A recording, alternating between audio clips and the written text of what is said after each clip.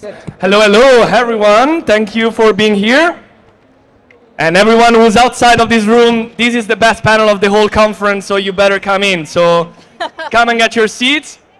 Say it again. Yes. Everyone who's outside of this conference room, come inside because the best panel is about to start. Let's go. Big round of applause again. Thank you.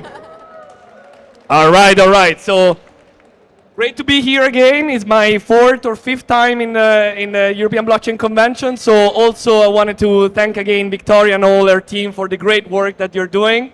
The 10th edition is a great result. So thanks again for having us. I'm Tommaso Astazi. I'm the head of regulatory affairs at Blockchain for Europe, which is a trade association based in Brussels. We're a long-standing partner of the European Blockchain Convention. So again, very happy to be here.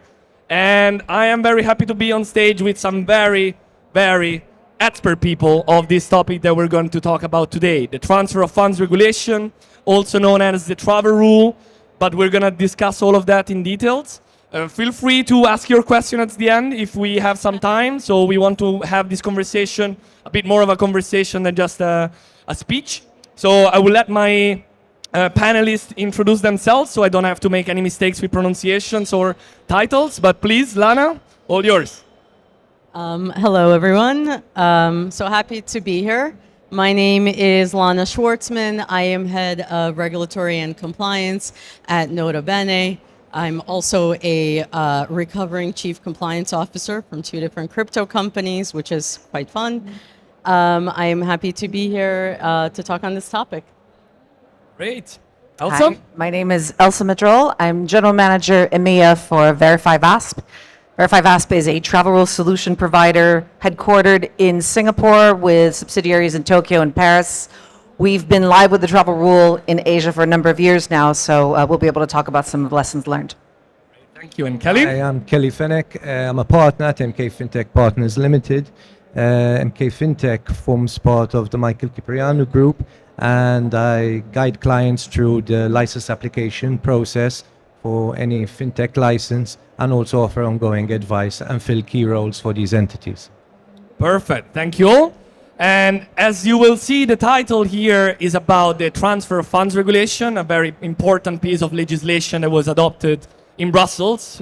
So I take a bit of credit for that. But it's a very important piece of regulation, but it's all about this so-called travel rule. So let's try and understand a bit what is this travel rule, and maybe Kelly, you can give us a bit of an overview to our audience. What really is the travel rule, and how is this being implemented across jurisdictions? Sure. So firstly, the travel rule, it emanated as a recommendation from the FATF, Financial Action Task Force. The FATF, I'm not sure if many of you know, it's an intergovernmental organization. It was established 1989 by the G7 nations, and they set international standards to combat money laundering and funding of terrorism. And one of these international standards, they would be, you could say, guidelines on how to countries, how to combat money laundering, funding of terrorism. And one of them would be Recommendation 16, which is the travel rule itself. The travel rule initially was targeted to financial institutions where wire transfers were concerned, so that a certain amount of information is collected on the sender and the receiver. And these recommendations are constantly updated to keep up with and address new financial risks. And one of them was with respect to crypto assets. So now the travel rule, Recommendation 16, applies not only to financial institutions with respect to wire transfers, but now also to CASPs, crypto asset service providers, with respect to the sending and receiving of crypto assets. The EU has adopted Recommendation 16 through the transfer of funds regulation. And with respect to this regulation, it specifically outlines what information needs to be collected. I think a very good point to mention is who is exempt. So firstly, if it's a transfer where a CASP isn't involved, it's exempt. If it's a transfer between two CASPs on their own behalf, no one else's, it's exempt, it doesn't apply. But the minute it's done by a CASP, a CASP is involved in the transaction for a third party as a service, then the travel rule applies. And there is a certain amount of information which needs to be collected. To summarize, it would be that if you're a CASP of an originator, you would definitely need to collect information such as the name, the basic account identifier, the DLT address, and then you'd also need to collect information on the physical address, place, or place and date of birth. And you need to collect this on both the originator and the beneficiary. Then, have I answered your question, or shall I go on? You did a good job in because giving I us can an go on, initial but I don't intro. want to. No, maybe if you want to touch up quickly upon.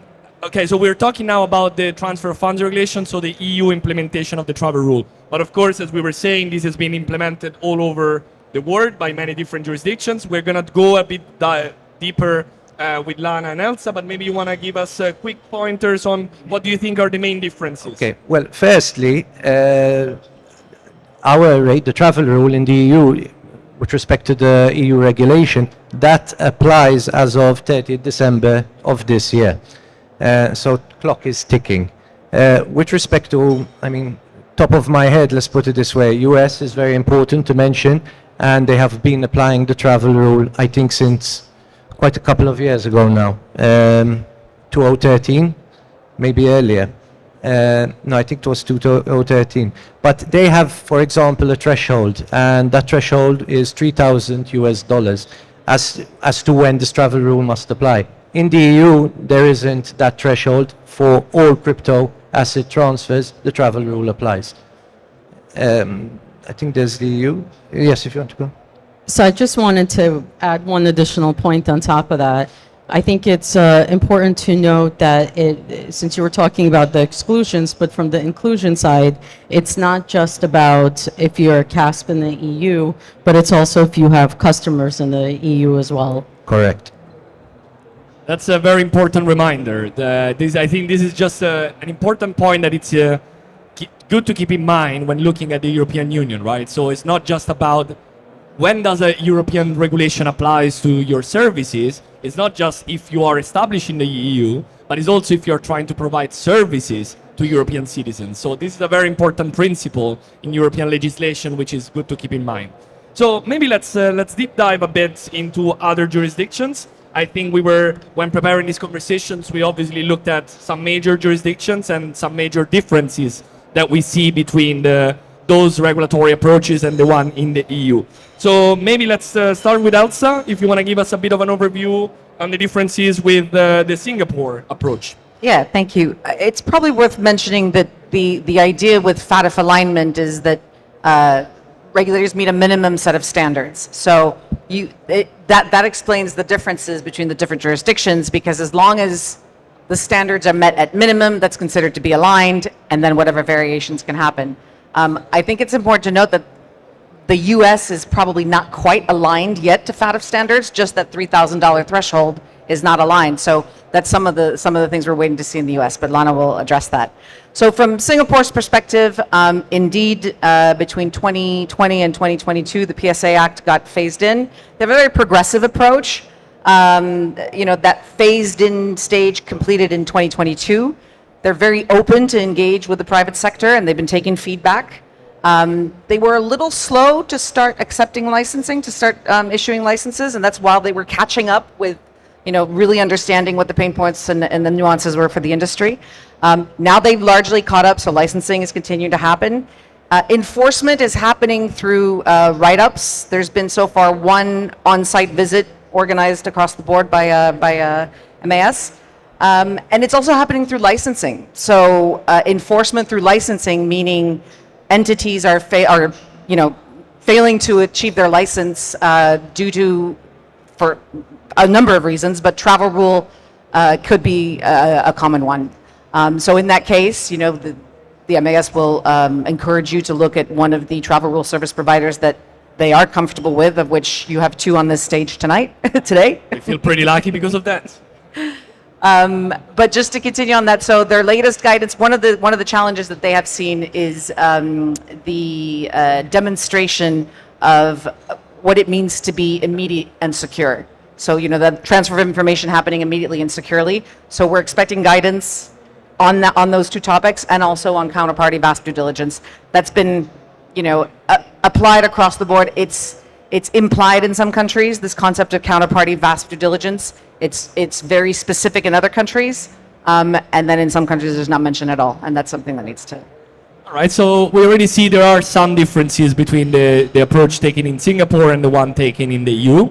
But from a very, as Elsa just told us, quite positive approach, also open to discuss with the industry, I think we may see some differences now when we talk about the United States approach. So what do you think, Lana? Give us a bit of an overview of those main differences with the US.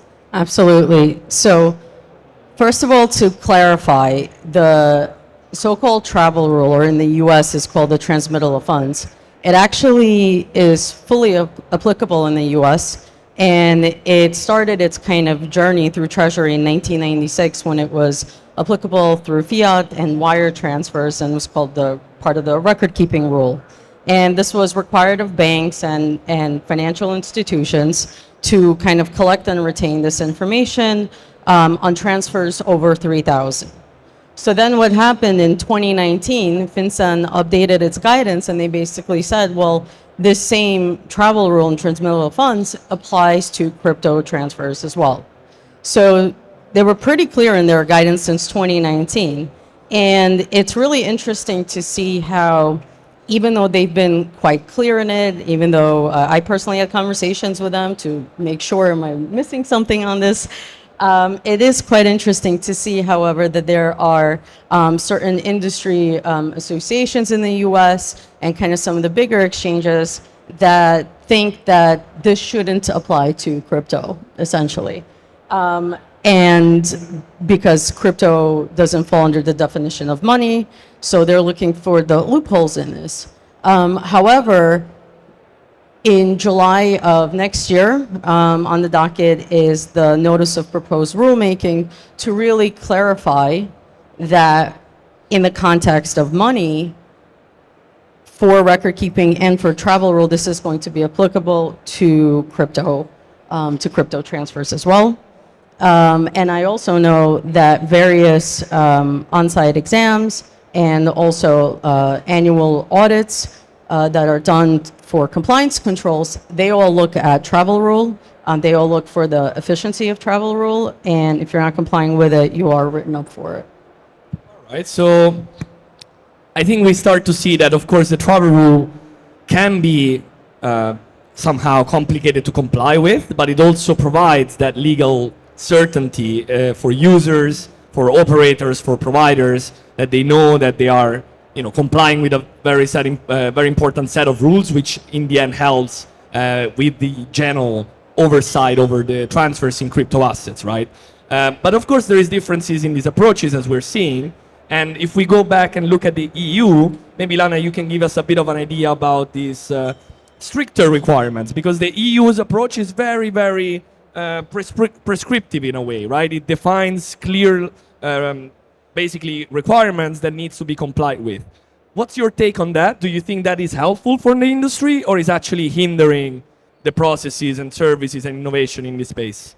Look, everybody complains that we don't have regulatory clarity, and here you go. You have it here, right? So yes, it's explicit, and it's complicated as hell to go between reading the TFR and the EBA guidelines, and making, going through the differences between the two and highlighting all the points, but you have the clarity. They specify exactly what they want and exactly how they want to see it. For example, when you look at the requirements for handling missing information, as well on reporting of non-compliance, and when you kind of think of it as like almost like a triangle, on one side missing information, on the other side reporting of non-compliance, all of that really kind of leads up to the point of the importance of responding, that it's not just enough to send the travel rule transfer, you have to respond to them as well. super important. So there's a lot of clarity on that. And I actually put in here just to quote, because I don't take my word for it. I want to really go to the source just super quickly, if you'll allow me to. In the TFR, under paragraph 28, they say crypto asset service providers should ensure that the information on the originator and the beneficiary is not missing or incomplete. And in paragraph 53 of the TFR, they say to enable a prompt action to be taken in the fight against anti-money laundering and terrorist financing. CASPs and payment service providers should respond promptly to requests for information. So super important, and maybe super quickly, what does that look like in context? So they're very explicit in the EU. If you are within the union, you have 3 days basically to respond for requests for missing information. If your counterpart is outside of the EU, it's within 5 days. And then across different jurisdictions, if you look at, for example, UK or Canada, they say for missing information, it's like reasonable, whatever. Again, here it's explicit, so you know what that means. And others, they say whatever reasonable is. And then I have customers asking us, well, what is reasonable? Right? And Singapore, as Elsa hit up on Singapore, there's 3 days you basically have to respond to missing information.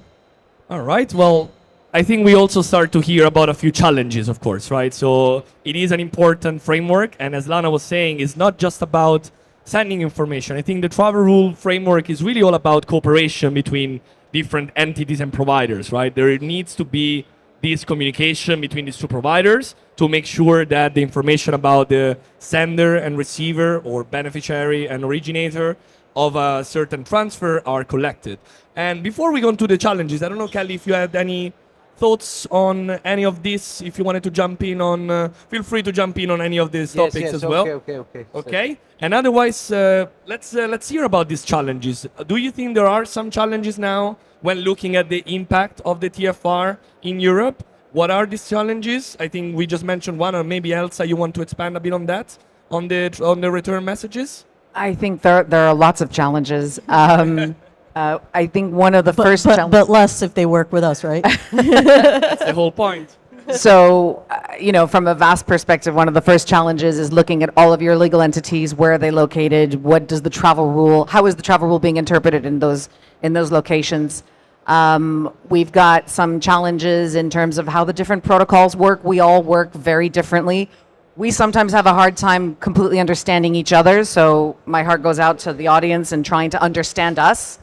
But it affects everything. So VerifyVASP runs a virtual private network on the topic of verifications actually arriving. We use an API, so you call the API, you have 100% guarantee that will happen. That is not the case if you're using an open source protocol. But one of the downsides of using our network is that your counterparty has got to be part of the network. We cannot transact with anyone outside of that network. So, on the one hand, we're ultra compliant and super fast. On the other, we're not connected to everyone. Notabene has a different set of challenges, and there's not one provider out there that's got the absolute perfect solution. I was at a conference recently where somebody posted a question to one of the regulators saying, when is the EU going to have an open source protocol for travel rule that everybody can use? In context of GDPR and DORA, an open source protocol that everybody can use is utopia. It's not going to happen. Right. Right. So there are a lot of challenges.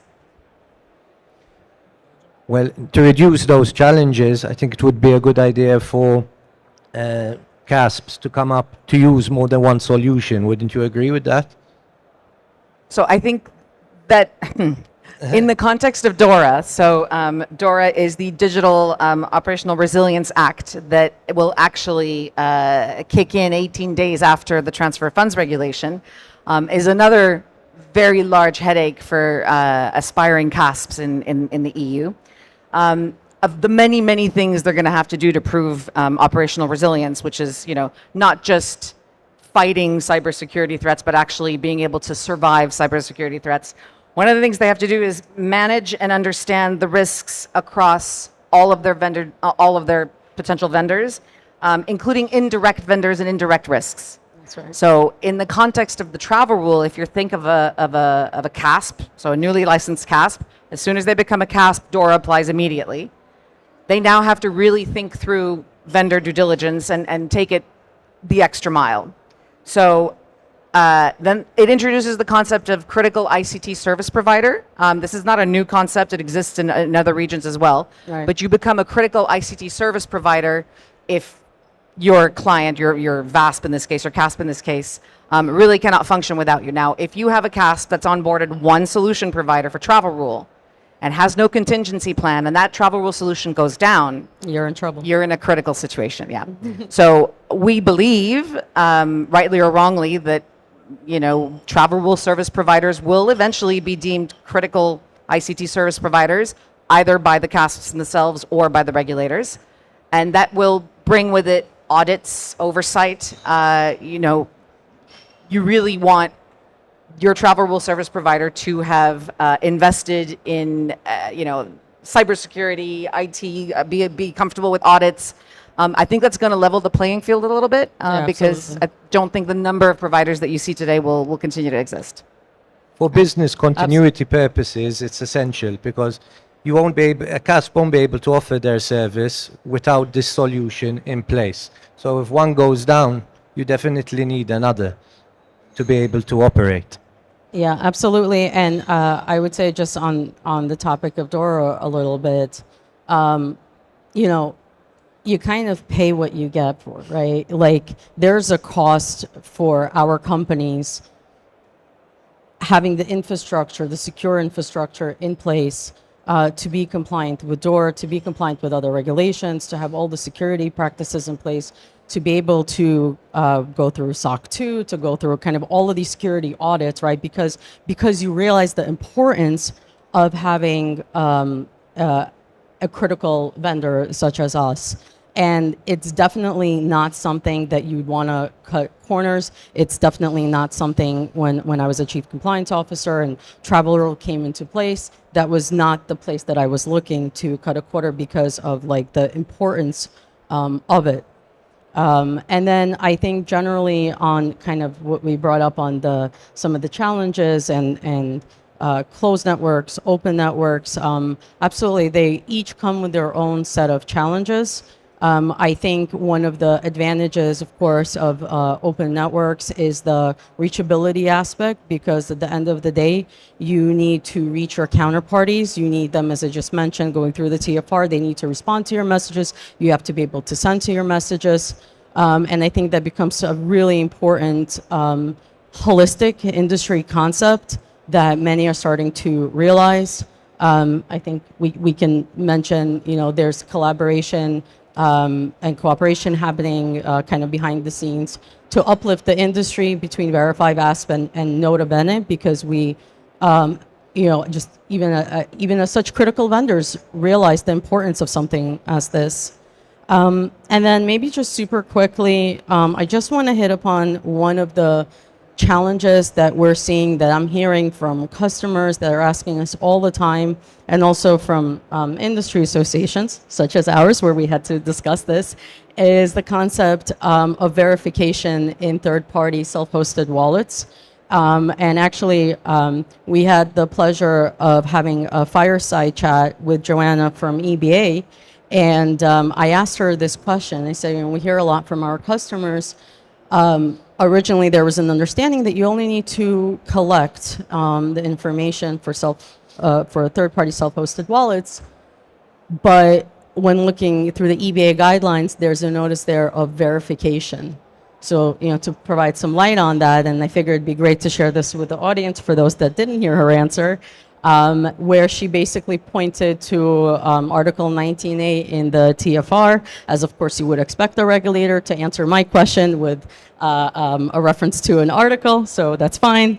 But all jokes aside, it basically comes down to different mitigating measures, and also having a risk-based approach to those different measures around identity and verification. You can also look at the origin of the destination or of the transfer. You can continue to conduct ongoing monitoring. So this really creates kind of an area where you can potentially get creative Or if you don't want to get creative, we Notabene recently announced at our summit that we do have support for third-party self-hosted wallets that will just take care of that problem for you. Yeah. I love when my job as a moderator, when my panelists just keep debating and talking and Keep covering going. all our questions. That's amazing. Thank you, guys. I think we heard some very interesting topics. I think at the end, we even gave you a bit of a glimpse into the DORA framework, which is not the topic of today's debate, but is actually a very important piece of legislation which composes the whole digital finance framework that we introduced in the European Union. So something important to keep in mind there. But then again, we also heard about these new challenges when it comes to how to implement the third-party verification for self-hosted wallets. And well, I think and we can conclude with a few final remarks, but I think that already shows that the industry is working together, is trying to cooperate, is trying to be creative, as Lana was saying, to come up with solutions, technological solutions that allow to comply with these strict requirements, but as we discussed earlier, which makes sense and should make our whole crypto space a bit more safer. So on this note, some final remarks from our three panelists. What would you like to focus on as the final takeaway that our audience should be leaving with and be like, wow, that panel was so good? Well, I'll share what I thought was the best remark that I heard from EBA, because I think it's worth repeating. Joanna said, do not wait. Yes, the deadline is December 30th of this year. If you're only going to start thinking about this 2 weeks before, good luck. Like, you should be in a really good process now of talking to providers or having things already up and running. You don't want to wait. Thank you. Elsa? One of the most exciting presentations that I've given in recent times has been on some of the takeaways from travel implementation to a bunch of law enforcement officers. And it's actually quite exciting. There's a reason we're doing all of this. Yep. Right, so our members get reported, scammy wallet addresses. Scams are on the rise, as everybody knows, and we're now able to see that there's been an absolute collapse in impersonation scams amongst our members because they've got their identity, linked to whatever wallet they used. What we have seen, though, is an increase in the number of virtual asset scams, so, fake coins, but it's the same perpetrators. And so actually, through digital fingerprinting, et cetera, it can become very powerful. So there is a reason for all this. It's not just a massive pain for everyone and just costs involved. Once the travel rule will be live in enough jurisdictions and everybody's working together, we need to be sharing, this kind of intel with other providers, law enforcement, et cetera. It'll be a very exciting time. That's right, stopping those Catch the illicit bad guys. actors. That's right. Well, to keep it short, my advice would be to look at the travel rule as something you want to embrace, rather as another rule where, oh my God, there are lots of requirements. And prevention is better than cure. So if you start preparing and organizing yourself for now and get your processes in place, get the right solutions, things will be easier for you to operate your business. And then it isn't something which you fear. So prepare, get organized from before, and your processes will smoothen out naturally, rather than do everything in a rush and then have to treat all the errors from before. All right, so I think we can conclude on these great remarks, and I think we all have some homeworks also, right? You just heard, you have to get prepared, you have to be ready, the deadlines are coming up, but you're lucky because you have some great travel rule providers here on stage that you can talk to if you need any information. You can always talk to me if you want to know anything about Brussels and the EU policy landscape. And well, we can conclude here with a big round of applause for our panelists. Thanks everyone for listening to us. And thanks Thank again you. to Victoria and her team for a great 10th edition of the European Blockchain Convention. Thanks everyone. Thank you. Enjoy the rest of the conference.